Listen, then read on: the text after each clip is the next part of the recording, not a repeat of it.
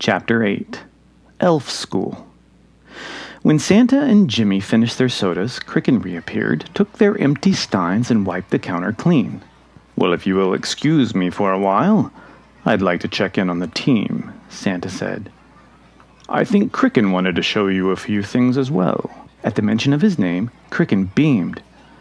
"Would you like to learn a little baking magic, Master Jim?" "Yes, please." "I will leave you to it," Santa said. "Save me some of whatever it is you decide to make."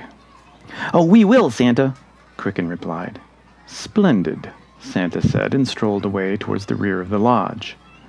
"And for you," Cricken said, and pulled another apron from behind his own. "Your first tool." Jimmy took the apron and pulled the top straps over his head. It looked very much like Cricken's, although the bells were gold and red, not silver. "Thank you," he said when he tied the apron behind him. "My pleasure," Cricken replied. "You'll graduate to silver bells soon enough if I have anything to say about it." "I was going to ask if the different colors meant something," Jimmy said. "Well, there's gold and red. That's for beginners. Then there's gold, red, and green. That's for intermediate. And then there's gold, red, green, and blue. That's for advanced. And finally, when you're ready, there's silver." "Wow," Jimmy said. "How long did it take you to get silver?" Cricken paused for a moment, seemed on the verge of replying, hesitated, cocked his head, started to answer, stopped, and finally clapped his hands. 4 years, 7 months, 4 days, 11 hours, 8 minutes, and 24 seconds. Jimmy replied. "Yeah, I kept forgetting a few tricks," Cricken said and shrugged. "But I got him. Burgundy's on year number 311, but I think he'll get it any day now." 300 and... Wow. Wow is right. It's a lot of fun. Has to be if you're going to spend that much time learning, right? Jimmy chuckled. "I guess so." "And you guessed right. So meet me at the end of the bar and we'll get started." Cricken raced away and Jimmy followed. As he walked, each elf smiled and said hello as he passed. By the time he reached the end of the bar, Cricken was holding a glass bowl, which in turn held a metal whisk, 2 spoons, and a bag of something Jimmy could not make out. "Here you go," Cricken said. "Your second, third, fourth, and fifth tools," he added, and handed over the bowl and its contents.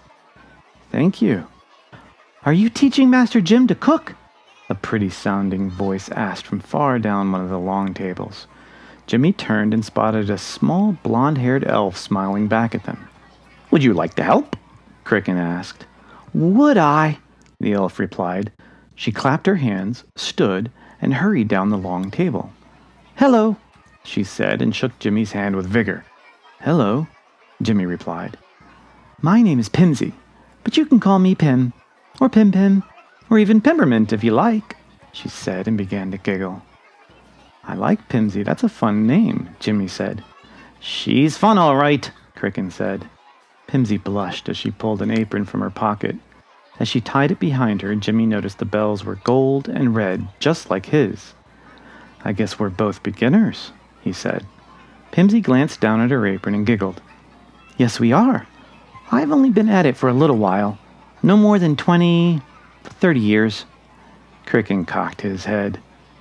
"Maybe 40, Pimsy said and began to chuckle even more. Jimmy's eyes widened. "Wow. Let's just try a simple batch of gingerbread, people," Cricken suggested. "Would you like to use gumdrops or icing or both?" he asked the two. "How about both?" Jimmy replied. "Yes, both," Pimsy agreed. Cricken was about to speak when another voice called out over the chatter and singing. "Cricken, are you teaching a cooking class?" "I'd like to," Cricken called back. "If I can ever—" "Cooking classes!" another voice shouted. "Get started," Cricken finished. In an instant, the entire lodge began to gather around Cricken, Jimmy, and Pimsy. Each elf pulled an apron over their head and waited eagerly for Cricken's instructions. Jimmy noted that not all of the elves were beginners, and more than a handful had aprons with all silver bells. Well, if everyone's ready, I think we should start with a simple song, yes? There was a murmur of agreement, and Cricken bounded onto the nearest tabletop. If you would, Master Jimmy, he said, and held out his tiny hand. Jimmy took Cricken's lead and stepped up onto the table alongside the elf. There was a loud cheer, and Cricken produced his own bowl complete with spoons, whisk, and an identical bag. It's rather simple, really, Cricken began. All you have to do is sing along as best you can. Listen to the chorus, and sing that once you've picked it up. When you think you've remembered the rest, just join in. That's it? Jimmy said. All I have to do is sing? There was a small wave of laughter. Well, that and be mindful of your bowl, Cricken replied. Remember, cooking is a lot like falling in love. You start slow, add a little heat, some carefully considered ingredients, pay close attention, and reap the rewards. Wow, I never really thought of it like that, Jimmy replied. Cricken smiled. And what better way to show your love than to sing? We could all learn a thing or two from our feathered friends in the sky, am I right? All of the elves nodded, and several hears echoed throughout the hall. So let us begin, Cricken said. The elves erupted into song. Come ginger, come spice, come sweet and come nice. Bring nutmeg and clove, bring fire and stove. Come sugar, come love, come spoon and come glove. Bring nutmeg and clove, bring fire and stove. Come honey, come rum, come grape and come plum. Bring nutmeg and clove, bring fire and stove. Come gumdrops, come creams, come laugh and come dreams. Bring nutmeg and clove, bring fire and stove. It wasn't long before Jimmy could sing the chorus, and shortly thereafter he was able to sing the entire song without fail. As soon as he began, his bowl and its contents sprang to life. Jimmy stepped back at once and watched as his utensils floated out over the table and began twisting and twirling about. He never once stopped singing. The air above the table was soon thick with dancing tools and crockery. Now don't stop the song, Cricken said, and Jimmy began to laugh. Jimmy sang on and watched his bowl perform. The spoons and whisk twirled about one another as a small bag opened and upturned its contents into the bowl. There was a small shower of golden sparks, and out of nowhere, cartons of milk began to visit one dish after the other. These were followed by hundreds of eggs, which cracked themselves, spilled their contents into the mixtures, and disappeared, leaving no mess whatsoever. The spoons and whisks began their jobs after that, mixing and kneading the pungent dough this way and that. Here's the fun part, Cricken said between verses.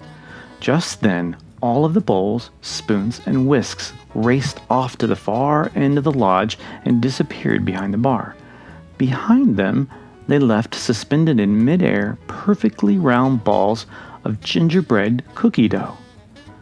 Where did they go? Jimmy asked. Cricken finished the chorus he'd begun and chuckled. Well, they've gone to wash and dry themselves so we can begin the frosting. The elves stopped their song, and the balls of dough floated down in front of each. Well done, everyone, well done indeed, Cricken said and clapped his hands loudly. Jimmy poked his floating ball of dough gingerly.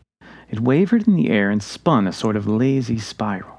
And we only had one mishap, one of the elves called out and pointed. There, at the end of the table, stood Burgundy, his hat and coat covered in flour and eggs. Despite the mess that caked his clothing and face, Burgundy was laughing hysterically. He began and started laughing again. I sang the wrong song. And then, Burgundy chuckled harder, and then I forgot the lyrics for the gingerbread dough. An eruption of snickers filled the hall, and several elves began helping poor Burgundy clean himself. I started singing the song for ice cream, and the eggs came from all directions, Burgundy said and fell over, lost in fits of laughter. Well, at least it wasn't me this time, Pimsy said. Cricken chuckled and patted the blonde elf on the back.